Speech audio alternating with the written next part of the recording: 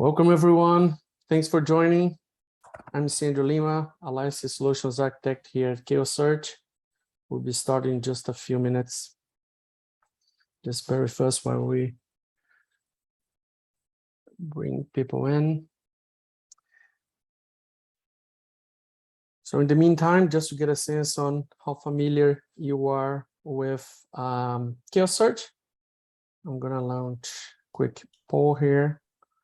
So it can be brutally honest, no hard feelings.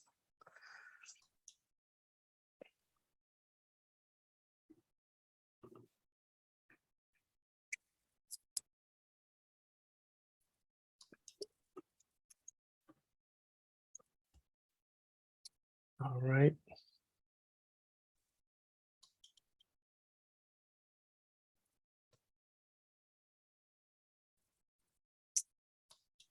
Oh, cool. Okay. So a lot of people very familiar with it. Some heard about and some not at all. We're gonna have like a quick overview. So those that haven't heard about us yet, we get some baseline knowledge. Thanks for answering that.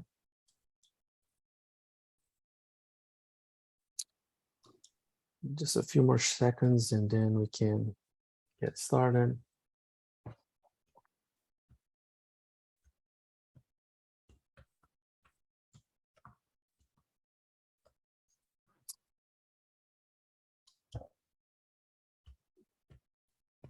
All right, okay. So let's get this started. So again, my name is Sandro Lima. I'm Alliance Solutions Architect here at Chaos Search. I will be your host today alongside Shakti Dakri. So he's a Senior Partner Solutions Architect at AWS. Thank you so much for joining. We truly appreciate you taking time of your day to join us and learn more about Chaos Search and hopefully have some fun along the way.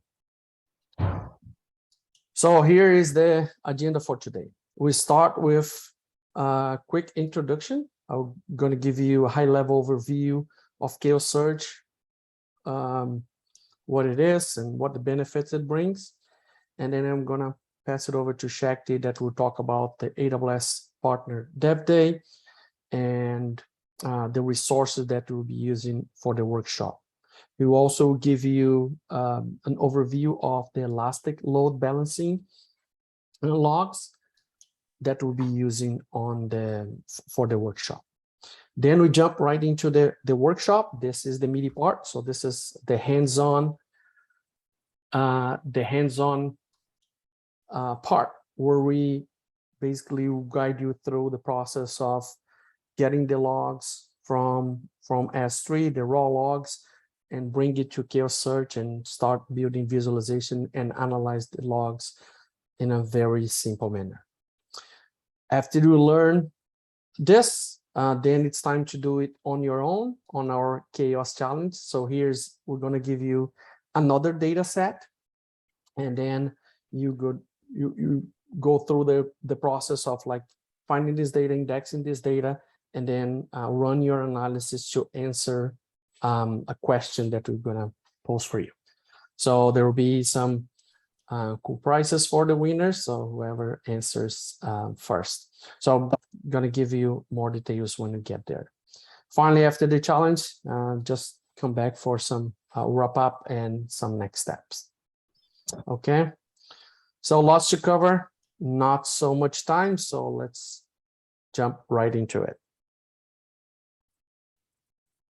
All right, so what is Chaos Search? So Chaos Search is a cloud data platform for operation analytics at scale. So we like to say that we activate the data lake for analytics.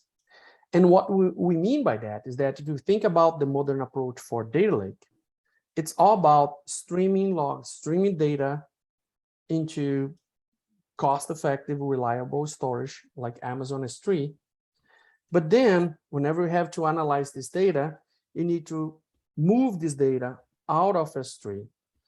And in order to do so, you create, and then you have to maintain these complex ETL pipelines to extract the data there, do some transformation, and load on another database, data warehouse, or log analytics solution in order to analyze this data, right? So we see lots of challenges with this approach, right? So the first one is create and maintain these ETL pipelines to extract the data. Then, so we start with like a centralized place where you have all your data there, and then you start extracting and sending it to somewhere else to be analyzed. And then you're creating data silos again, right? So it's and it doesn't make a lot of sense. And finally, there's an important cost factor of you not only have to maintain this infrastructure, moving data around, but more importantly, taking data out of one of the most cost-effective stores that you can find, is Amazon S3, and moving it to either memory or really fast and expensive block storage or SSDs that are required by many of these solutions, right? So all these challenges get even worse at scale. And let's think about the log analytics use case, for example, right? So you have all this data coming in that keeps growing. So the amount of logs keeps growing. And then a best practice is for you to keep data on S3 or on a repository where you can have access to it. But then in order to analyze it, you send somewhere else, right? So for example, a log analytics solution. And what happens is that it works fine. So these tools have lots of applications. There's all this hype around observability and full stack observability. Everybody wants to do it all, right? But what happens is that if it's small data, then it's fine. You can do it all. When it gets at scale, right? So we're talking about terabytes of data per day, what is like commonplace even for small startups this day. So then it becomes really costly and challenging, right? And so at this point, companies either go like through like the two routes, right? So they either reduce the amount of data that they are sending to these tools, right? So using something on the ingest and make sure that only critical data is sent to these logs, or they reduce the retention. So make it like 30 days, 15 days, 7 days, even 30 days, 3 days, right? So no matter what you pick, the result is the same, is loss of insights. All this data that you're not ingesting, all this data that you're not analyzing is really important whenever you have to do, for example, an incident investigation, threat hunting. So all these use cases really benefit from this long and wide visibility into your data, right? So, and you just lose that. So this is the problem and how you fix that. So here is the chaos search approach, right? So you first start with cloud object storage. Cloud object storage has become the standard, the best way to store larger amount of data, right? And the evidence of that is every single tool out there is and with very few exceptions, is trying to leverage cloud object storage in some way. But it's pretty much like a band-aid. So they sell it as a feature, but it's actually a band-aid to overcome challenges on this, because they're based on these decade-old architectures, right? That relies on really expensive storage. So not built for today's scale. So we really believe that you have to start with cloud object storage. But then on top of that, you have to put a data representation that is also built for cloud object storage. Can't be a data representation that was built to work with fast storage. The characteristics are really different, right? So you need a data representation that it's purpose-built for cloud object storage.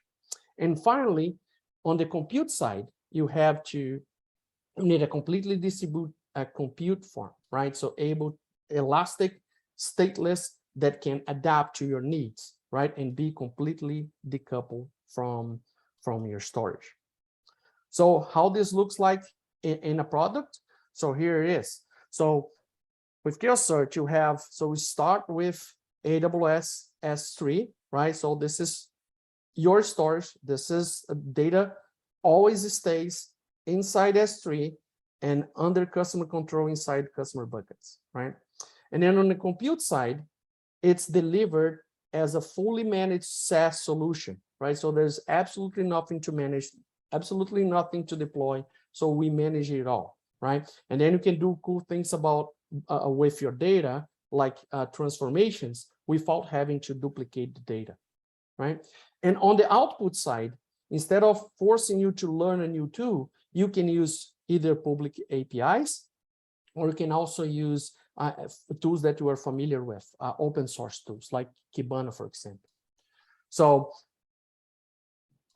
we currently support the Elastic API, and also have embedded Kibana or open search dashboards on Chaos Search. And very soon we'll be releasing a SQL API, so support for SQL API. So you can have either SQL or also analyze your data on using BI visualization tools, right? So your tool of choice, but doesn't matter what tool you prefer to work with, the data is always the same. And then you can transform your data, creating these virtual transformations to adapt to your analysis needs, but without ever having to move data out of S3 or duplicating data. And how the process works. So start with store. So all your data sitting on S3, controlled by your IAM rules. So give permission for Chaos Search to index this data back to your buckets, and Chaos Search can automatically index data as it arrives on your bucket. Then on the refine, you can do really cool transformation on the data to adapt to your needs, either parse fields, create new fields, deal with complex JSON data, all creating virtual views without duplicating data. And finally, your data is ready to analyze, either through the APIs or the embedded tools. This is all support for from a compute layer, fully managed, completely decoupled, auto scale, that can also be delivered on a VPC fashion. We can fully manage it, or we can support a deployment on your VPC if that's the requirement. So hopefully this could give you a good understanding on the Chaos Search platform. Now I will pass it over to Shakti to talk about some of the workshop resources and the workshop itself. Right, Shakti? Thank you, Sandro. Can you hear me? Yeah, I can. All right. Okay. So let's jump into it. Hello, everyone. I'm Shakti Dakuri. Like Sandro mentioned, I'm the Partner Solutions Architect at AWS. Today, let me start off by talking about what is AWS Dev Day. AWS Dev Day, and let me also share the link in the chat here. Okay, here is the link for that. AWS Dev Days are free virtual events where people of technical backgrounds can dive deep into some of the hottest and most advanced topics in the cloud computing. So you'll be able to search through and find the Dev Days, and the upcoming Dev Days from AWS or the partner side, you'll be able to see in that link that I provided.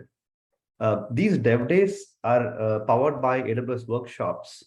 So let me share the link here for everyone. So modernization workshops will teach you how to modernize various aspects of your business and provide you with detailed insights into what technology will drive this change. You can try workshops at your own pace. AWS workshops have more than 65 workshops, and they're always growing. So keep a watch on it.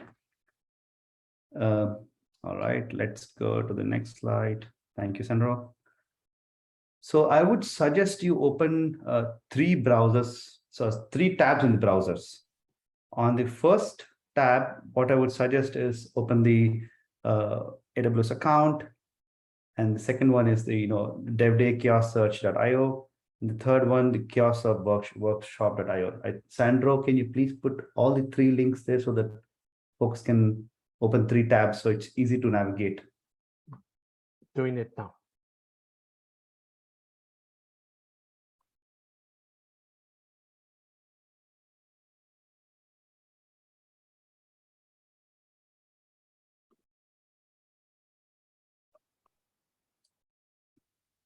Thank you.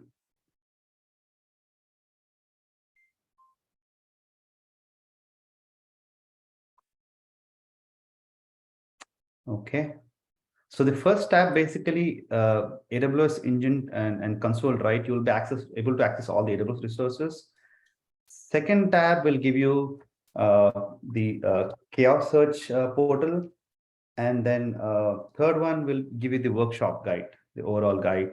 And Sandro has provided you with the hash value also that you have to punch in the dashboard.eventsengine.run. In that link, you have to punch in that hash value. As soon as you punch in the hash value, you will be able to log in. And let me actually go to the next slide, which has more details on it. Could you? Thank you. There you go. Sandro. All right, so you have to punch in the hash value there, and then you can choose, email address or OTP, and then you log in to the AWS console. So I would suggest use the OTP.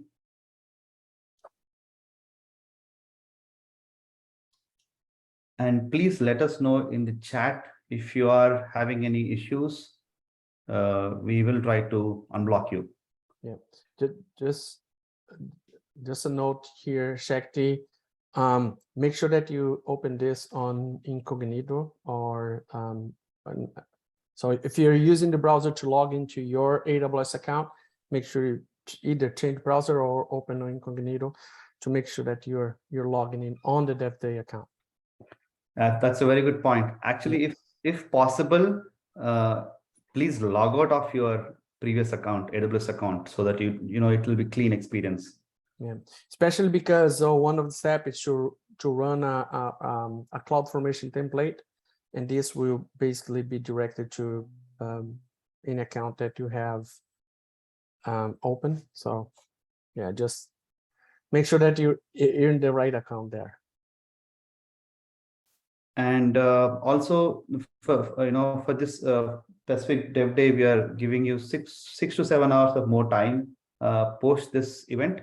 So even if you are not able to finish everything, if you want to try something more, this accounts will be alive for next 6 hours post the dev day event. So feel free to try it, continue to trying it. Awesome. Can if are people able to log in? Can you give us thumbs up? Let us know in the chat. All right, and meanwhile we can keep going, Sandro. Thank you. Sure. All right. Okay. So let's talk about elastic load balancing. In this workshop, we will use Chaos Search to discover and monitor elastic load balancing logs stored in S3, like Sandro mentioned. Let's dive a little bit deeper into ELB. Elastic load balancing automatically distributes incoming application traffic across multiple targets and virtual appliances in one or more availability zones. Elastic load balance supports 4 types of load balancers. You can select the appropriate load balancer based on your application needs. If you need to load balance HTTP request, we recommend you use application load balancer. For network and transport protocols, layer 4 TCP UDP load balancing. And for extreme performance, low latency applications, we recommend using network load balancer. If your application is built within Amazon Elastic Cloud Compute Classic Network, you should use classic load balancers. If you need to deploy and run third-party virtual appliances, you can use gateway load balancer. Next slide, please, Sandro.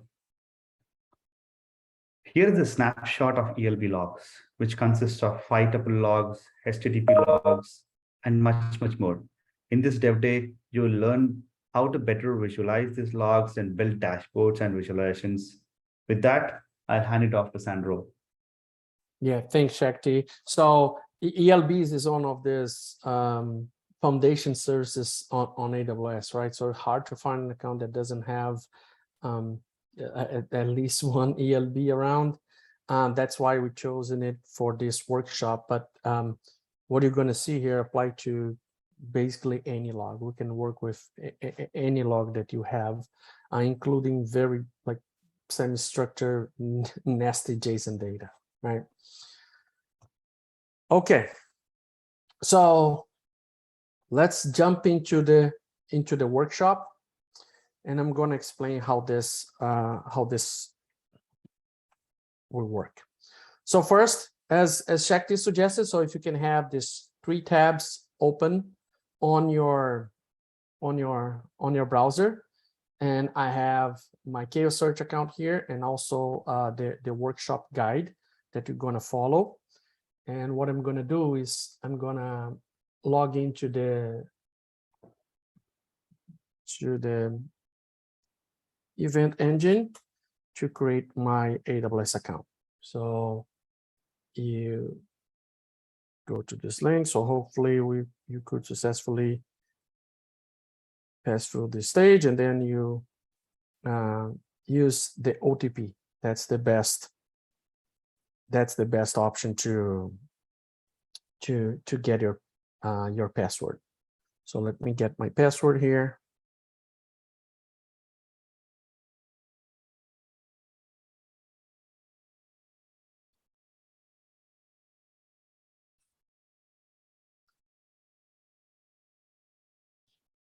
So how is everybody doing on their access? Please put in the chat if you have any issues accessing the environment.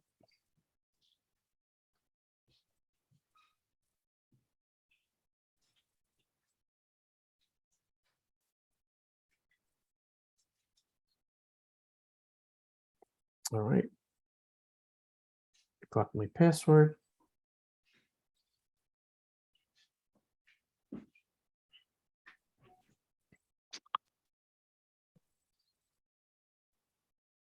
There we go. So I'm logged in now. And from here, you can click on AWS console and then open console.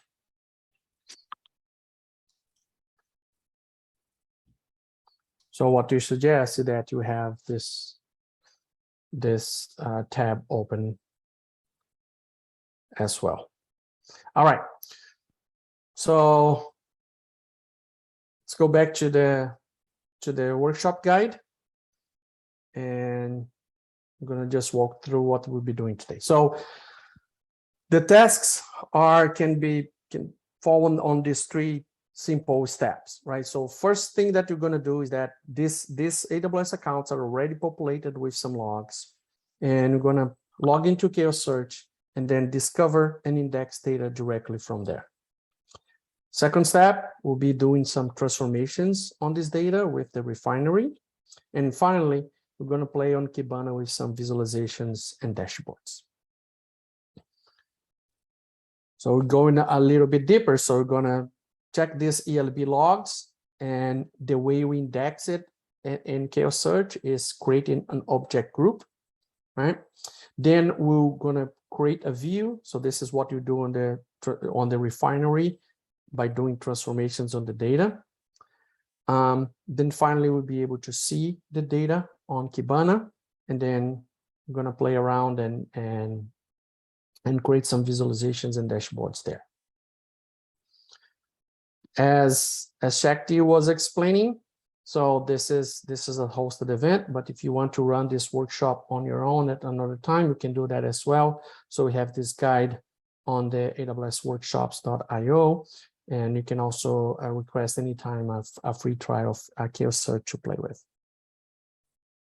All right, so the first step is to log into your AWS account, go to S3, and then you should have a bucket there. Inside this bucket, there is some two different prefixes or folders. There's some data there. So let's see mine here. I'm going to S3. And then we can see I have a bucket, and here are my folders. So we're going to use the City Bikes dataset for the Chaos Challenge. And for the workshop, we're going to use the ELB logs. All right. So hopefully everybody can see this on their AWS account. If not, just let us know. So that's first step. It means that your AWS account is set up and populated correctly with the logs. Second step is to log into Chaos Search, right? So make sure that you use the link provided on your email. And then you have to enter these three fields here. So your email or your username. It's not actually an email address, so it's just a username. So you use here, and then a password, and then there's also an account ID. So I have mine saved here. So this is how it looks like. So there's no @ here. And after you do that, hit sign in, and you should be presented with this pop-up. Just giving a second here to make sure that everybody could get to this stage.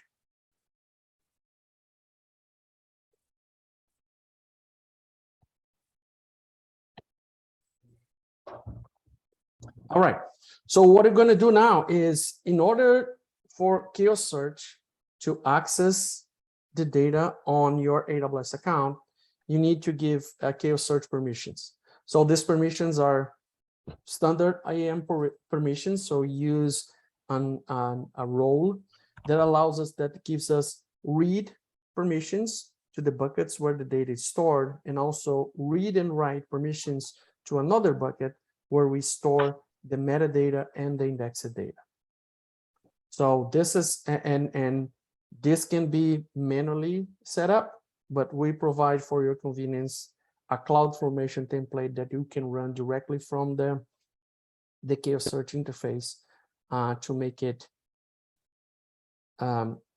easier to set up this this configuration. All right, so I'm gonna run it on my account so you can see how it looks like. So click on open CloudFormation template, and then you can customize it if you want, change the name of the bucket where we store the data, limit the buckets that we have access to, so you can customize it if you want, and then you hit create stack. This takes just a few seconds, not even a minute. It will create the role, and then when this is finished, on the output tab, we'll be able to see the role arm. So this will be the value that will be pasting on the Chaos Search interface to connect to your buckets. Let's see how it's going. Still finishing here.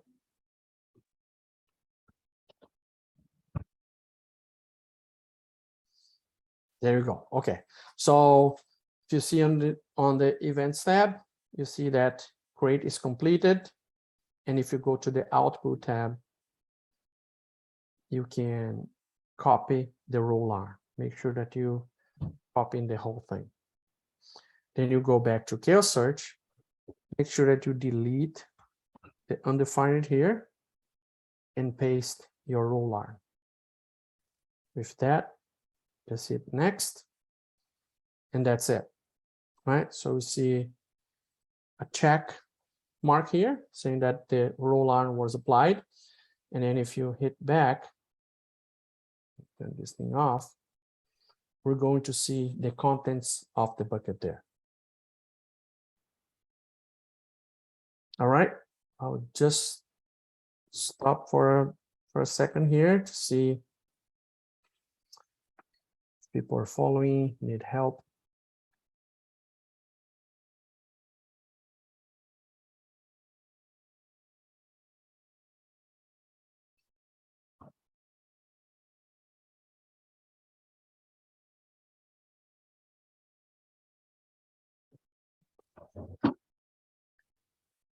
Okay, Sophia, see that you're getting invalid username or password. So just make sure that first the URL on the top is the URL that, so we have some of the participants, something happened on the middle and the link got messed up, so you're pointing to another location. So just make sure that your the URL matches the user that you have. For example, if you have dev day whatever 2.1, so your URL should be dev day 2.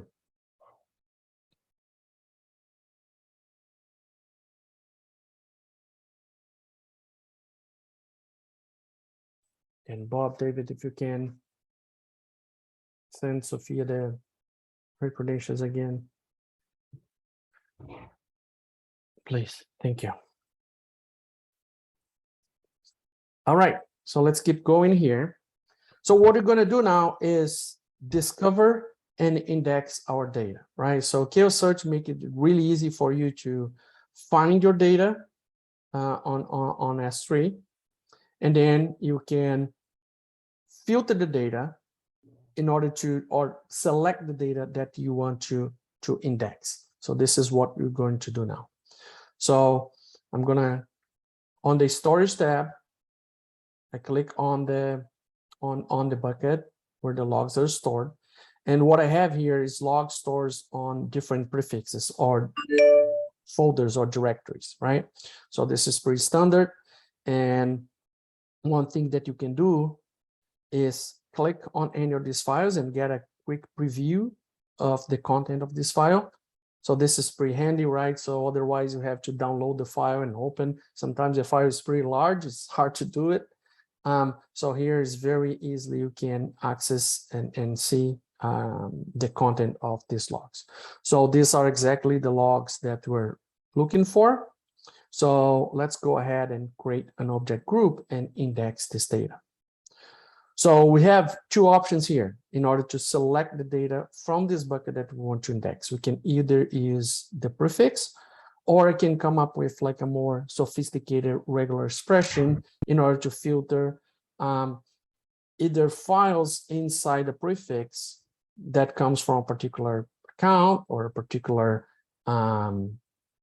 availability zone, region, whatever, right? So in our case, they are neatly stored on this ELB logs prefix. So I'm going to just use that. As I hit next, what Chaos Search does, it automatically identifies the format of this data. That could be either CSV, logs, JSON, or unknown, basically like text. It identifies any compression. So another pretty common practice to have these logs compressed somehow. So we detect compression as well. And it will suggest a regular expression to parse these logs, right? So what we can do is hit validate and get a preview on how this data will look like and what are the fields that you have available after indexing. But if I'm not happy with it, you can just click and edit the regular expression and change capture groups, capture group names, whatever, right? So this is all good. So let's move forward, hit create object group, and let's step really hard just to give it a name. So dev day ELB. Then there are some options here. So we don't need to change the defaults for this workshop, but just want to go over some of the options here. So the first is live indexing. Live indexing is our capability to index data as it arrives on S3. What we're doing now is what we call static indexing. So that is already there, and we're just indexing historical data. But if it's like on a production environment where logs are coming in all the time, so we can enable this live indexing that uses another service from AWS called SQS. And basically, whenever a new file lands on S3, S3 will trigger an event and send it to SQS. Chaos Search will be, as you provide the SQS ARN on the identification of your SKS queue, Chaos Search will listen to this queue and then learn that a new log is there available to be indexed and go there and pull this log and index automatically. So this creates a live mechanism, completely fully managed and elastic for you to index your logs. The other option that you have here is the retention policy. So very important point. After we index the data, our index is completely lossless. What it means that you don't need the raw data anymore. You can either tier it to Glacier, for example, or delete it because you have the full representation. All the data is there. Even then, this data representation is highly compressed. So it's only 10-15% of the size of the raw data, right?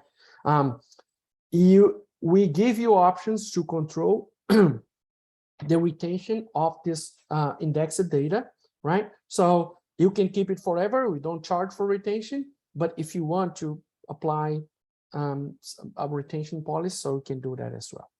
So right now I'm fine with this setting. So what you need to do is just create your object group and then you hit start index. Right? So I'm going to give you some time now to go over these exact steps and let us know in the chat if you have any issue indexing your logs.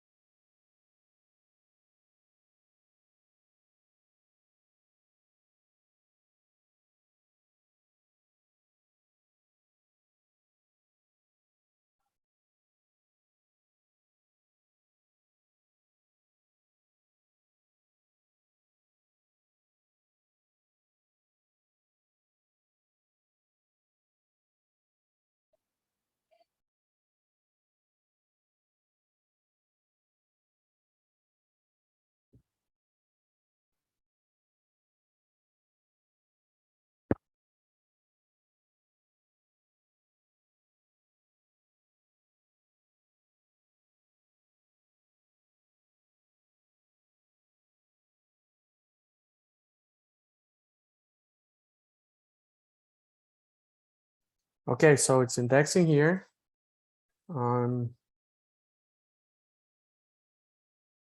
Yep, it's just some gigs to do. So this will give you some stats on the indexing. So far we indexed, yeah, almost 2.5 gigs, almost 10 million rows. And this gives you a preview on all the fields that you defined on your for your object group. One important thing here, actually two important things to mention here. So first, this is not set in stone. So what you can do is that later on the refinery, you're going to be able to change these fields by creating a virtual representation or a view of these fields. I can change even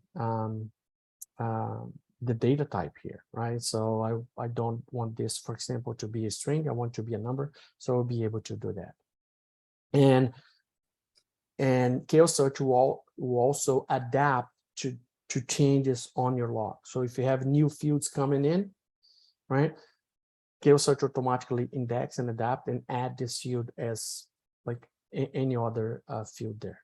And some tools offer the same capability. It's called dynamic mapping, but usually we don't want to leave it enable on production just because you can get a really weird data, and then your only resource at this point will be to reindex all the data if it mess up with the mapping, right? So we can do that because we offer you the ability to change how you want to see this data. So we can make like an educated guess on the data type, and then you can always change it later on your view. All right, so we're almost there. Hopefully you're making progress on your side as well.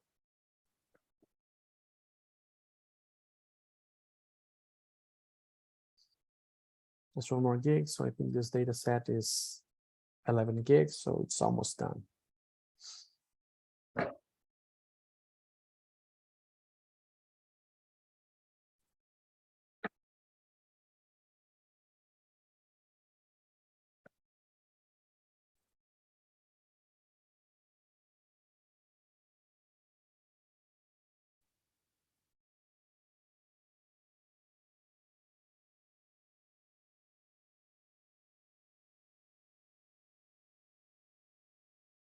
All right, so wired finished. So let's go back here and so we index our data. Now it's time to run any transformation and creating our views. So this is done on the refinery. Here's where you can do several types of transformation on your data. So you can, for example, change the data type, as I mentioned. You can parse a single field and create new fields with it. You can treat fields differently as a geolocation point or an IP address, for example, to enable different analytics. So this is all done here. Most importantly, without duplicating data. This is all like just a virtual representation. All right, so let's do that on Chaos Search now. So what I'm going to do is go to the refinery and then create a view, and then the object group that I just created should be available there. So you select it, hit next, and then so this is where you can select the field. So I'm going to search for this specific field here, URI Steam, right? And then if I hit transform, just go back here. So if you hover over, there are two options. One option is to filter values on this field. The other option is to do transformation. So I'm going to select that. And then here I have different options to process this field. You can hit refresh, so you can get a preview of the content. And what we can see here is that this field carries lots of information, right? So first you have the protocol, and then you have the domain, then you have the port being requested, and finally the path. So this data is indexed as a string now, right? What won't allow you to run analysis on particular fields. So for example, what's my popular path, and what kind of errors I get for this particular path or domain or whatever, right? So this is where the transformation becomes really important.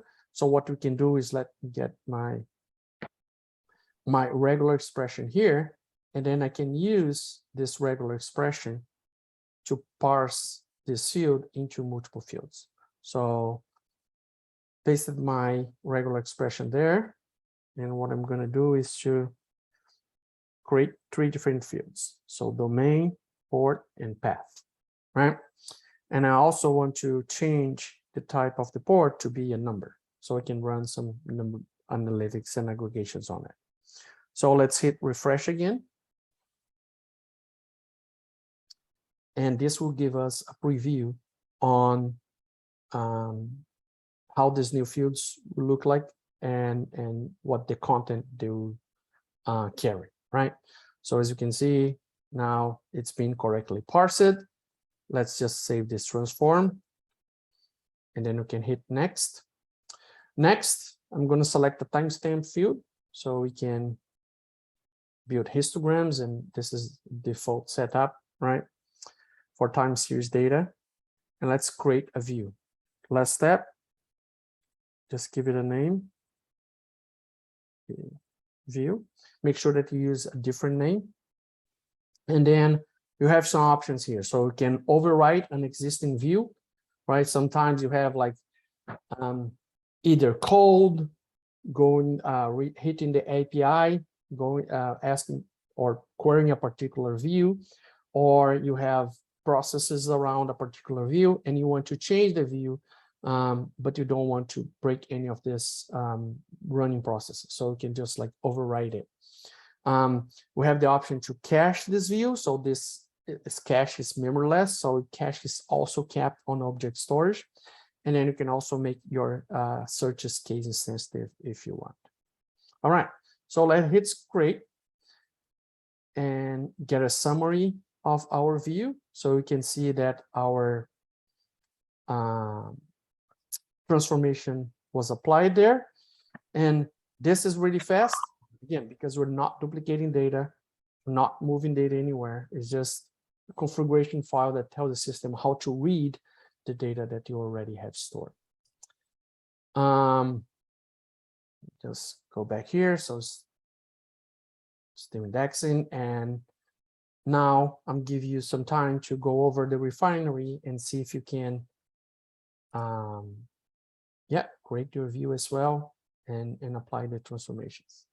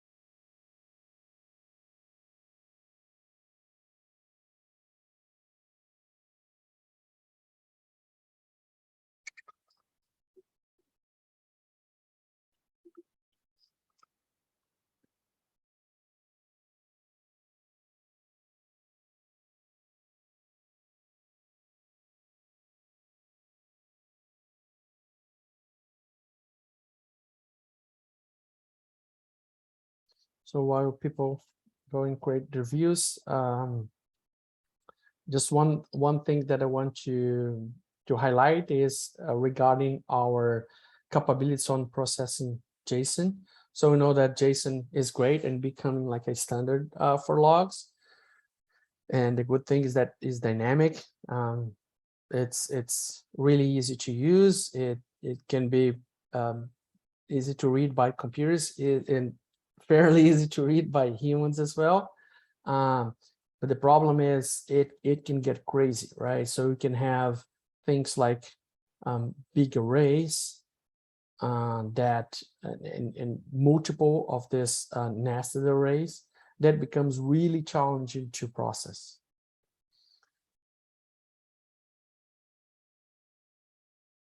And so we offer several capabilities to deal with this JSON, not only on the ingest, where we can define how you want to treat this JSON fields, but also on the refinery, where we can parse this field, extract fields from JSON, do expansion on these arrays, either vertically or horizontally. And we also have the ability to query this nested JSON on the APIs and through Kibana as well. So if you're dealing with problems handling nasty JSON files, so come talk to us. We may have something interesting for you.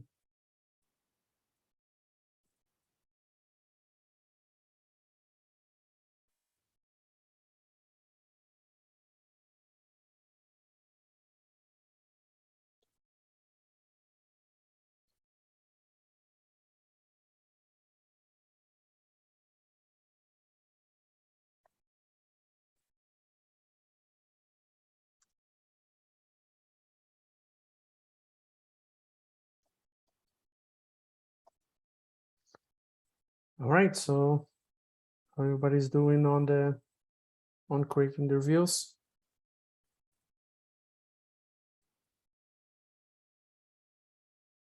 Okay, so let's move forward. All right, so that's all we need in order to be able to start querying and analyzing your data. And most important here is to tell what I didn't have to do. So usually if you do this the traditional way, you'll be getting this data, having some sort of ingestion mechanism, coming up with like configuration files in order to parse the data, try and error, and it's a pain, right? So even to, like I said, to get a preview on the content of a file is painful, right? So here, very simple, we can go from these raw logs, no matter what format, we can automatically identify, give you all the option to treat this not only at ingestion time, but after the fact, after it is indexed by creating your views. And then you're off the races, and then you can start like querying and analyzing your data. Right, and this is what we're going to do now. For those familiar with Kibana, this will be a very commonplace. For those not, I will just give you a brief overview of Kibana, the most important things there, and we'll go from there. All right, okay. So now that we have our view created, so we can click on the search analytics, and this is our built-in Kibana interface, right? So the same view can be accessed on through the API, right? Or here on the Kibana. So what I do here is select the view that I created and then hit refresh. And then for those familiar with Kibana, you see a few things different here, right? So the first thing is, because we go over a usually very large amount of data, so we have a few things here, a few features to help you deal with large data sets. First one is a query progress bar, so you can see how your query is progressing. We also have stats here on how much data is being scanned, right? So how much data going through your query. And finally, an indication that your query is now complete. So for those not familiar with Kibana, right? So Kibana, most important features here is the discovery piece. This is where you do investigation on your data. So you have a search bar here, kind of like a Google search bar, where you can just enter your queries. You can also use the Kibana query language to do more sophisticated querying. You have a time filter. So just to select what's the time for the logs that you want to retrieve, right? And then down here, you have a list, sample of your logs, right? So this is not all your logs. Sometimes you have more than this, but this is just a sample. And then you can go over the different fields that you have there, right? And one thing that I want to highlight here is that the fields that we created through the refinery, so domain, port, and where's path? Should be around here. Here we go. Path are here, and they're treated exactly like any other field, right? So although they were created by parsing things, by creating transformation on the refinery, they're available for you like any other field, right? On the left-hand side here, you have a list of fields, and what you can get here is a quick stats on the content of these fields, right? So one thing that you can do here is select some of these fields to customize your details table here. So for example, I can select like client IP. I want to see the domain. I want to see the port, and I want to see the path, right? So I'll go here. So what I can do is save this as my log details.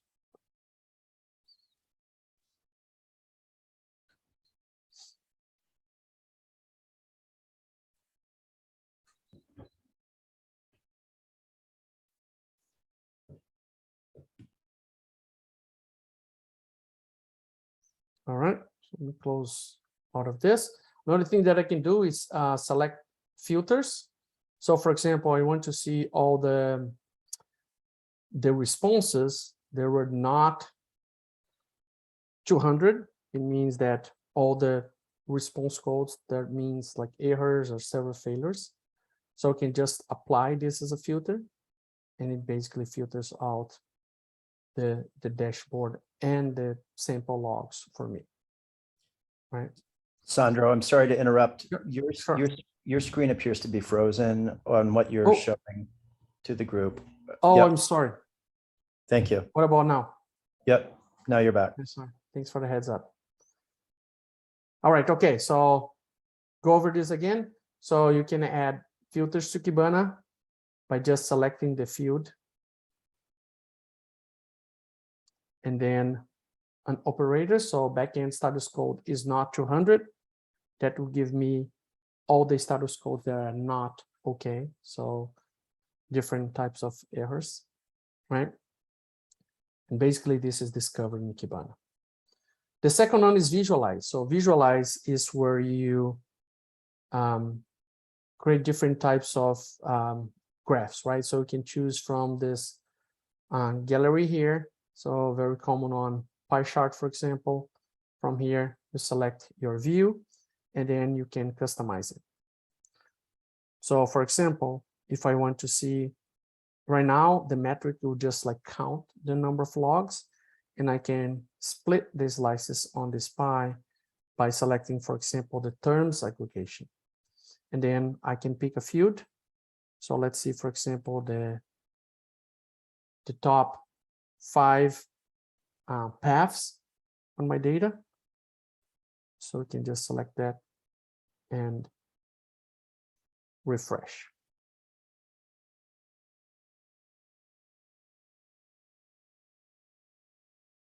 All right, so here you can see a list of my different paths, top paths. So let's save this again, call it. Yeah.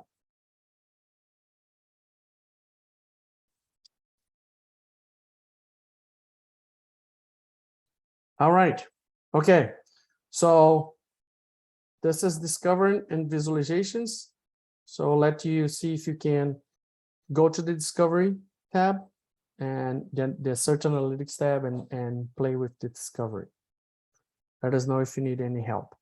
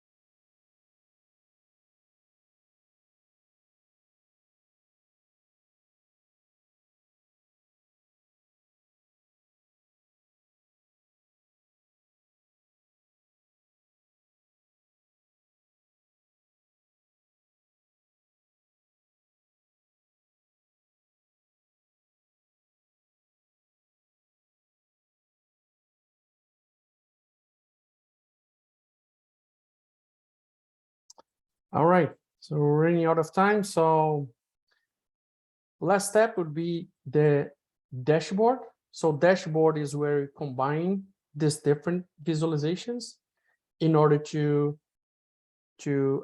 create different dashboards. So you hit create new dashboard, and then you can add your existing visualizations here. So the log details that I saved previously, and also the path. So I can just add here. And then I can customize. So I can customize the dashboard the way I want. Right. So dashboards can have visualizations from different views. So imagine that you have different sets of logs and different views. So you can create visualizations and combine everything on a single dashboard.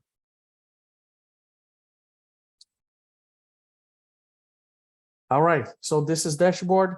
Last step is alerting. So alerting allows you to create monitors to monitor any aspects of your logs. So we can create one here to monitor, for example, ELB errors. Right. So you can define this either using a graph, or you can also create a query. So very easily you select the index or the view that you want to use in the time field. And then you set a rule, right? So this will give me a preview on all my documents, and then I can start customizing this, right? So now, right now, for example, it's counting all documents, so all logs for the last 1 hour, without any filters on the fields. So what we can do is let's just increase this to, for example, 6 hours, and then what I'm going to do is select a specific filter here. So I want to see, for example, all these response codes, error response codes, right? So every time that the number of response codes that are not 200 are above a certain threshold. So I set this here, right? And then I can run it on a schedule, right? So I can select the schedule here. So, and after I create a monitor, then I have to create a trigger. So a trigger would define a threshold for this specific monitor, right? So I can say, for example, if I see, for example, in the last 15 minutes, on the last hour, I see more than 10 errors, so trigger an alert. And then alerts can be sent to different locations. So you can use like Slack, PagerDuty, or you can hit like a webhook and customize your own action with alert. All right, so this is all built in and really easy to set up. All right, so we're coming short on time, so let's go back to the presentation.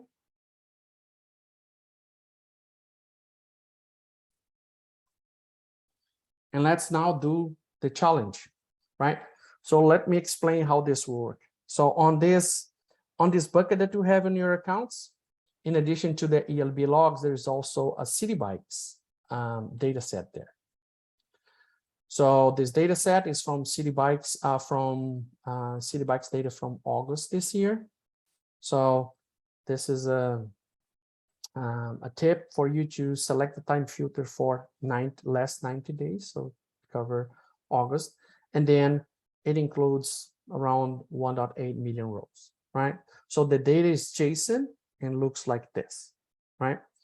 There is already a field called trip duration, right? So make sure that you pay attention to this. This is important for the challenge, right? Okay, so what do you have to do? You have to go there and go through this process of indexing the CityBikes data, right? And then running a visualization in order to answer the question that we're gonna show you in a field, right? Again, so for creating a view, so you don't need to do any transformations. And then for the timestamp, there will be two options: it started at or ended at. These are both valid timestamp fields, so just pick whatever you want. So this won't influence on the result, right? So just pick started at to make it easier. And again, analysis, make sure that you set your filter for 90 days, so it gets the whole data set. So the winners will be the first 3 participants that send me the correct answer on the private chat. So make sure that you select on the Zoom chat myself and just send the answer, right? So for the prices, we're gonna give Apple tags for the winners. And then unfortunately you can ship outside the US. For these ones, we send anyone that's not in the US, we send gift cards. All right. Any questions? Let me see if there's any questions on the chat.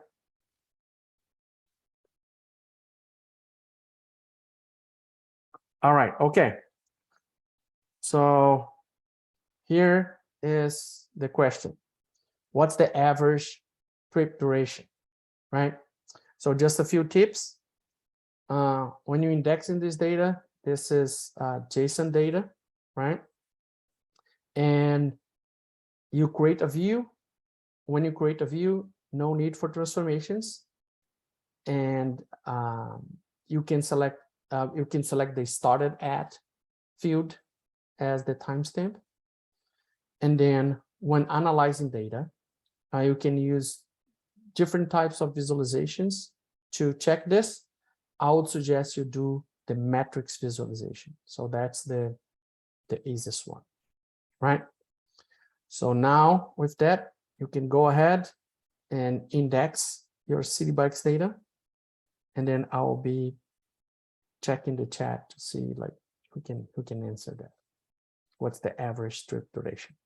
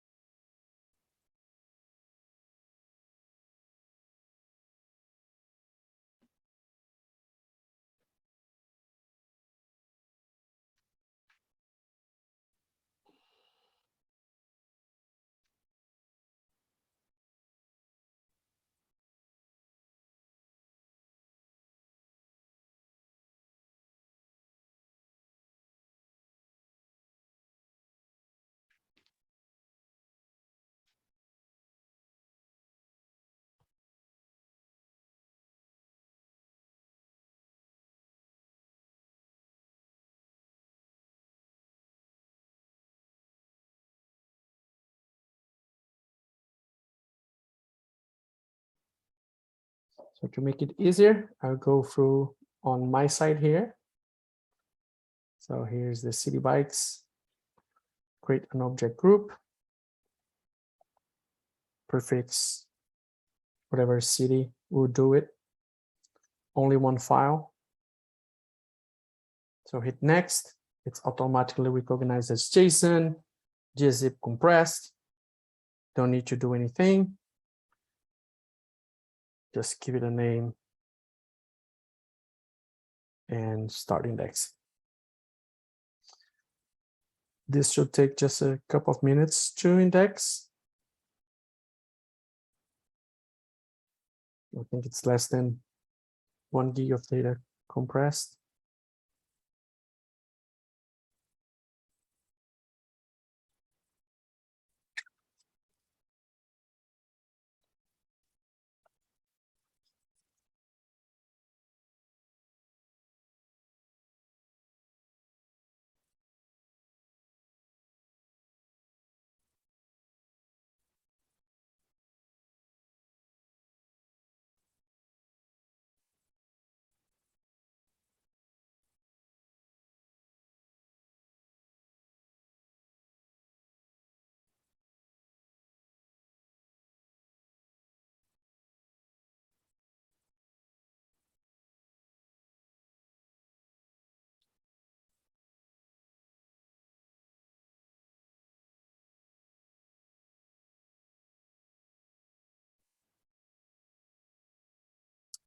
If you have any trouble indexing the data, please feel free to hit us on the chat.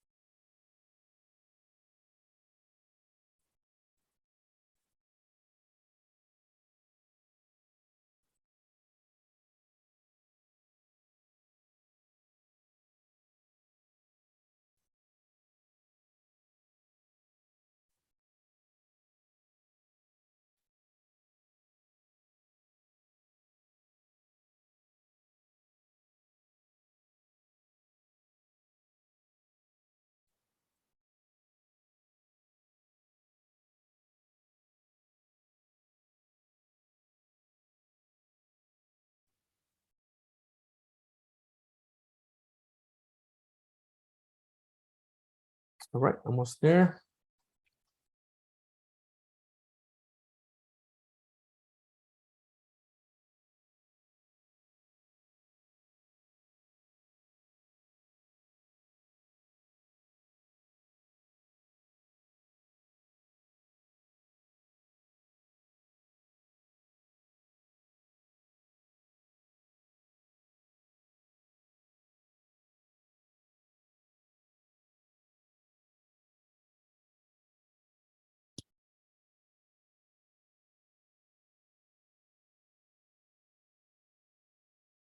Right, so almost there. We can create our view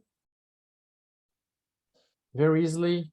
Select, make sure that you select the city bikes object group that you created. No need for transformation, just hit next. Select one of the two options here of time fields. Started at, it's a good one. And give it a name. So that the city view. Great.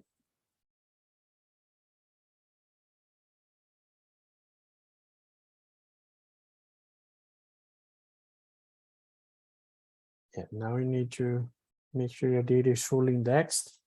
So you want to get the accurate results, including all the trips there.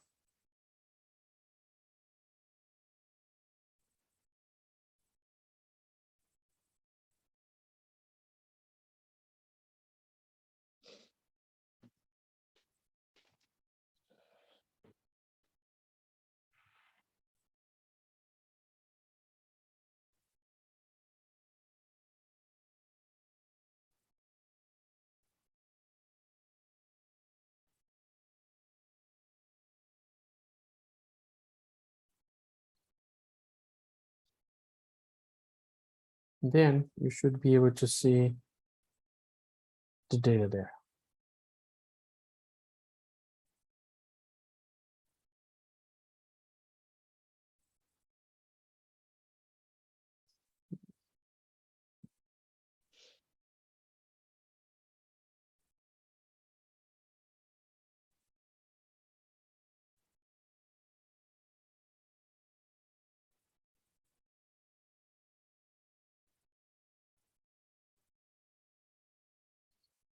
So going a bit further on the visualizations.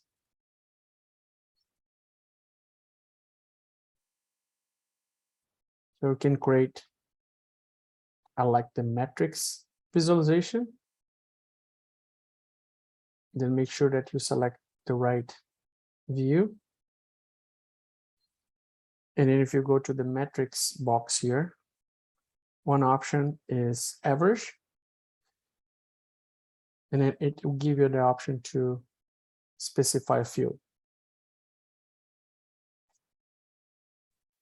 All right.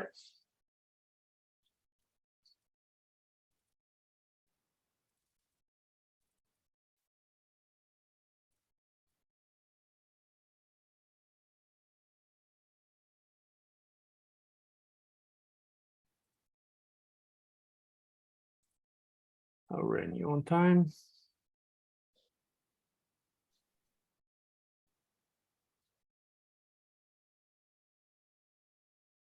Okay, so we can wait 5 more minutes to see if anyone can crack this.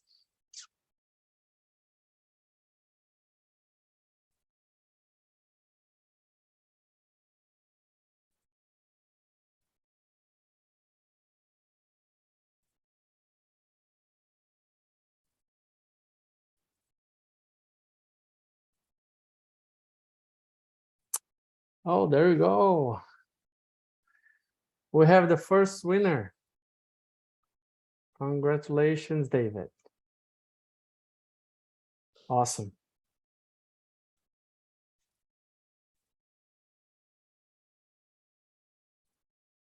Really cool. We have our first winner.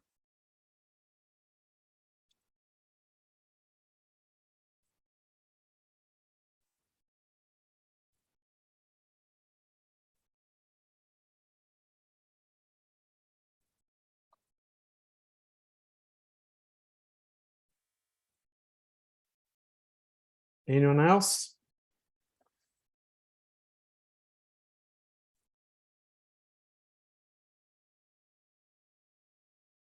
Good job, David.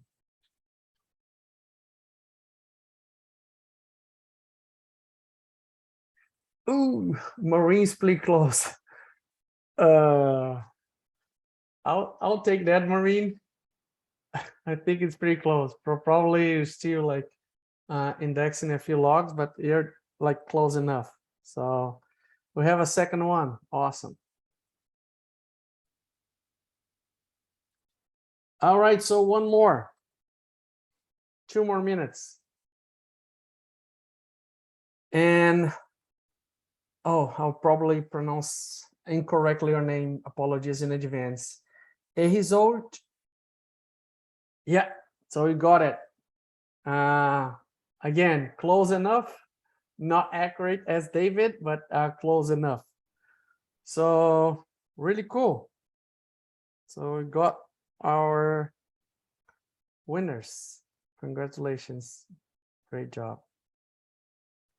Hopefully it wasn't too hard.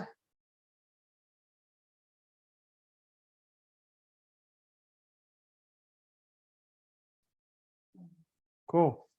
So congratulations for the winner and if the winners and again, truly appreciate you spending time with us here. It was great. Just a few more things here and next steps. So first, our solution is available on the AWS Marketplace. So if this is something that your company uses, so it's really easy to get search from there. Oh, we'll also have the option of running a free trial. So you can try it with your own data. So you can connect to your AWS account and try it with any data that you have. So and if you need some handholding, if you have like a more complex data set, we're ready to jump in and maybe do something more sophisticated like a proof of concept of proof of value. So just reach out to us. And finally, we're going big at AWS reInvent this year. So if you're planning to go, please stop by and talk to us at our booth there. All right. So with that, thank you so much. Hope you have learned a bit about Chaos Search and had some fun today. And please feel free to reach out in case you need more information or you're interested on a POV. All right. Thank you so much. Take care.